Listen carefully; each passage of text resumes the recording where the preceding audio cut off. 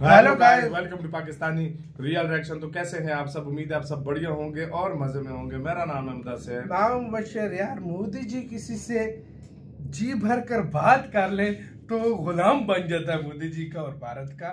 क्या हुआ है पिछले दिनों आपको याद होगा सीओ COP28 की जो मीटिंग थी उसके अंदर बात हुई है कतर के, मतलब मोदी जी की कोई थोड़ी सी बात हुई थी, चल के जा रहे थे साथ कतर बात करके, और उसका ऐसा मोदी जी का जादू चला कि कतर को भारत के सामने झुकना पड़ गया है। और जो भारत के वो जो 8 उन्होंने पकड़े हुए थे नेवी ऑफिशियल्स, उनको लगता है वो अब उनके बारे में बात चल गई वो है, मतलब चल गई है बात और शायद छोड़ने की भी बात हो रही है। तो सारा सीन जानते हैं इस वीडियो के अंदर, बाकी बातें करते हैं बाद में।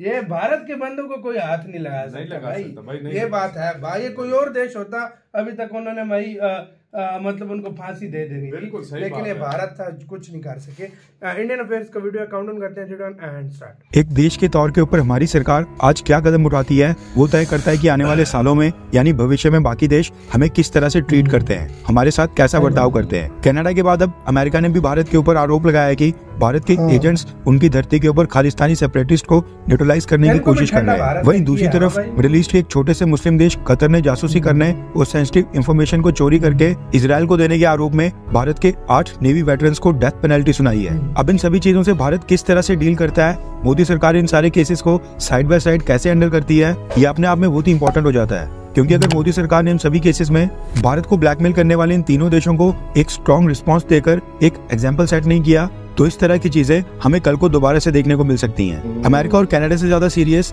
कतर वाला केस है। इंडियन नेवी के 8 रिटायर्ड वेटरन्स को लेकर कतर और भारत के बीच इस समय एक बहुत ही बड़ा डिप्लोमेटिक स्टैंड ऑफ चल रहा है। वैसे दोनों ही साइड ने पब्लिकली इस मुद्दे के ऊपर बयानबाजी तो नहीं की है, कहने का मतलब है कि कोई शोर शराबा तो नहीं हुआ है, लेकिन बैकडोर डिप्लोमेटिक चैनल्स पूरी तरह से एक्टिव है। और जिस तरह से हरदीप सिंह निज्जर की हत्या को लेकर कनाडा के भारत के ऊपर आरोप के बाद भारतीय सरकार ने कनाडा के डिप्लोमेट्स को देश से निकालने के लिए एक फरमान जारी किया था, ठीक वैसा कुछ भारतीय सरकार ने अभी तक कतर के साथ नहीं किया है। ना ही कतर के एम्बेसडर को समन किया और ना ही प्रधानमंत्री मोदी जी ने इस मुद्दे के ऊपर कोई डायरेक्ट स्टेटमेंट दी है। वैसे पीएम मोदी के काम करने का स्टाइल भी थोड़ा अलग है। रिसेंटली जब COP28 समिट के लिए प्रधानमंत्री मोदी जी यूएई गए थे, उसी दौरान उन्होंने कतर के रूलर तमीम बिन हमाद के साथ वहाँ पर एक मुलाकात की। अब इस समय भारत के 8 नेवी वेटरन्स कतर की कस्टडी में है, इसलिए भारतीय सरकार इस केस को लेकर बहुत ही नाजुक तरीके से हैंडल कर रही है। माना जा रहा है कि प्रधानमंत्री मोदी इस केस में खुद इन्वॉल्व हो रहे हैं। इसी का नतीजा है कि कतर के ऊपर प्रेशर बनाने में भारतीय सरकार को सफलता मिल गई है, वो भी 48 घंटों के अंदर। 1 दिसंबर को प्रधानमंत्री मोदी ने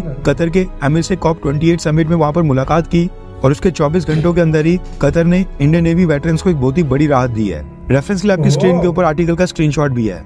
कतर ने भारत के नेवी वेटरन्स को तीसरी कॉन्सुलर एक्सेस देने की घोषणा की है और ये भी कहा है कि उसी के कुछ ही दिनों के बाद कतर भारत के 8 नेवी वेटरन्स को चौथी कॉन्सुलर एक्सेस भी देगा। कॉन्सुलर एक्सेस का मतलब है कि ये 8 नेवी वेटरन्स कतर में भारत के कॉन्सुलेट या एम्बेसी ऑफिशियल्स के साथ वहाँ पर तीसरी बार मीटिंग करेंगे। अभी अपने आप में बहुत ही बड़ी डेवलपमेंट है, क्योंकि पिछले साल 2022 के अगस्त महीने में अरेस्ट करने के बाद कतर ने भारत के नेवी वेटरन्स को अभी तक केवल 2 बार कॉन्सुलर एक्सेस दी थी। एक बार पिछले साल अक्टूबर महीने में और दूसरी बार उसके ठीक 1 साल के बाद पिछले महीने 7 नवंबर को। ऐसे में माना जा रहा था कि तीसरी कॉन्सुलर एक्सेस मिलने में भारत को कई महीनों का समय लग जाएगा। अब कॉन्सुलर एक्सेस का फायदा ये होता है कि नेवी वेटरन्स एम्बेसी ऑफिशियल्स के साथ मिलकर उनके सामने अपना केस अच्छे से रख पाते हैं। ऐसे में प्रधानमंत्री मोदी और कतर के अमीर तमीम बिन हमीद की मीटिंग के बाद तीसरी और चौथी कॉन्सुलर एक्सेस मिलना ये बहुत ही बड़ी राहत की खबर है। इसी के साथ खबर निकल कर आ रही है कि कतर की कोर्ट्स में इस केस की अगली हियरिंग 7 दिसंबर को है, यानी ठीक 2 दिन के बाद। और खबर निकल कर आ रही है कि कतर की कोर्ट ऑफ अपील ने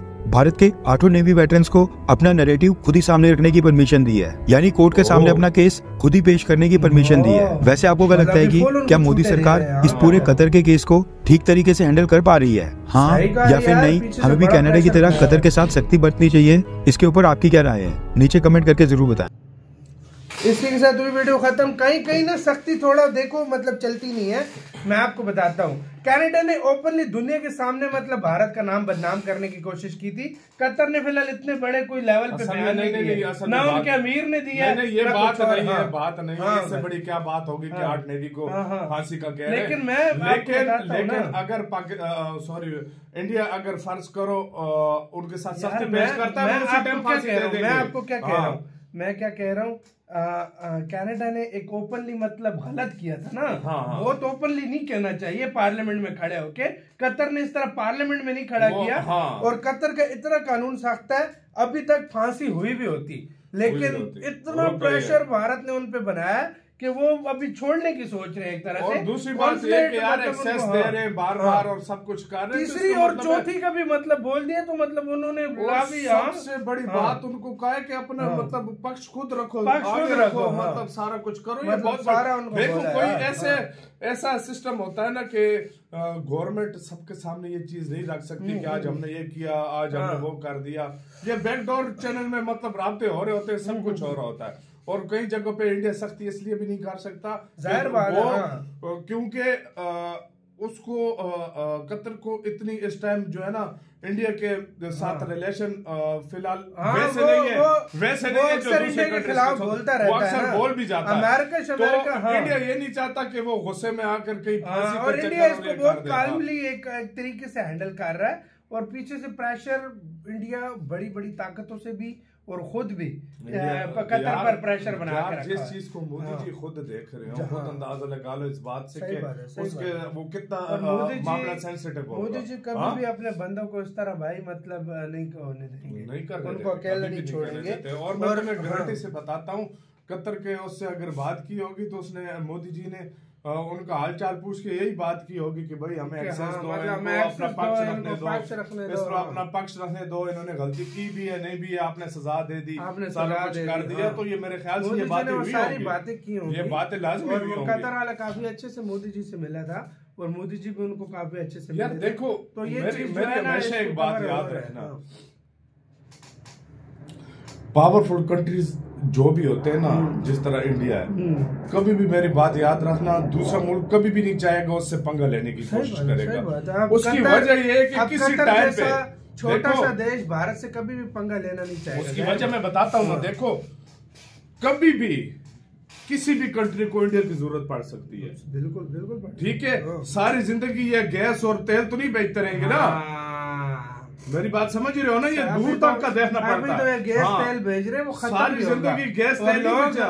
आने वाले वक्त में गैस तेल की कमी हो जाएगी, कमी मतलब कोई लेगा ही नहीं, इसको कोई लेगा ही नहीं। तो फिर ये चीजें इनको सोचनी पड़े, आगे अगले टाइम पे फिर सुपर पावर भी भारत होगा। हाँ यही बात है, और उनको जरूरत पड़ेगी, और आगे फिर जरूरत जब पड़ेगी तो भारत तुमने देखा होगा सऊदी अरब, यूएई और दूसरे अरब भारत से क्यों पंगा नहीं, उनको पता है 5 साल 10 साल ज्यादा से ज्यादा चलो तीर मार लो 15 साल, उसके बाद वो क्या करेंगे, उनको जरूरत पड़ेगी। भारत उस लेवल पे पावर चली जाएगी। सऊदी अरब और यूएई बहुत समझदार है, वो क्यों इन्वेस्टमेंट इंडिया में कर रहे हैं, उनको पता है कुछ हमें मुल्क चलाने के लिए भी जरूरत होगा। ये चीज आप लोग इसके ऊपर क्या कहना है, अपनी राय कमेंट सेक्शन में दें। अपना बहुत ज्यादा ख्याल रखिएगा। तो यार